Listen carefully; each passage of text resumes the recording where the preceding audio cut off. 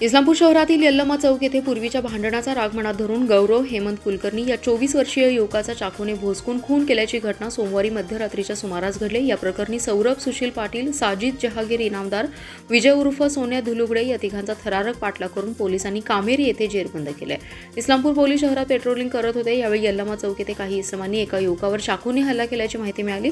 तात्काळ पोलीस पथकाने यल्लमा चौक येथे धाव घेतली। यावेळी एक युवक जखमी अवस्थेत दिसून आला। गौरव हेमंत कुलकर्णी असं नाव समजलं। घटनास्थळावरून सौरभ पाटील, साजिद इनामदार, विजय धुलुगडे अशी आरोपींची नावे निष्पन्न झाली। त्यानंतर गौरव हेमंत कुलकर्णी उपचारापूर्वीच मयत झाला। पोलिसांनी तात्काळ आरोपींचा ठाव ठिकाणाची माहिती घेण्यास सुरुवात केली।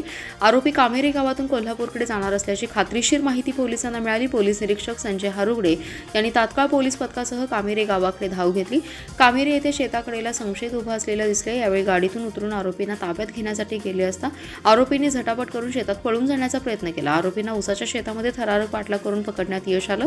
आरोपी सौरभ पाटील याच्यावर यापूर्वी 2 खुनाचे गुन्हे तसेच गंभीर दुखापतीचे गुन्हे दाखल आहेत। या गुन्ह्यांमध्ये तो जामिनावर बाहेर आहे। जामिनावर बाहेर असताना आणखी एका खुनाच्या गुन्ह्याची भर पडली आहे। आरोपींना जेरबंद करून घटनास्थळी आणलं होतं। त्यावेळी बघ्यांनी मोठी गर्दी केली होती। गौरव कुलकर्णीचा मित्र जुबेरने सौरभ पाटीलच्या विरोधात पोलिसात तक्रार दिली होती। त्याचा राग सौरभच्या मनात होता। सोमवारी रात्री जुबेर आणि गौरव सोबत होते। त्यांना थांबवून सौरभसह तिघांनी हल्ला केला। त्यात गौरवचा मृत्यू झाल्याची माहिती समोर आली आहे।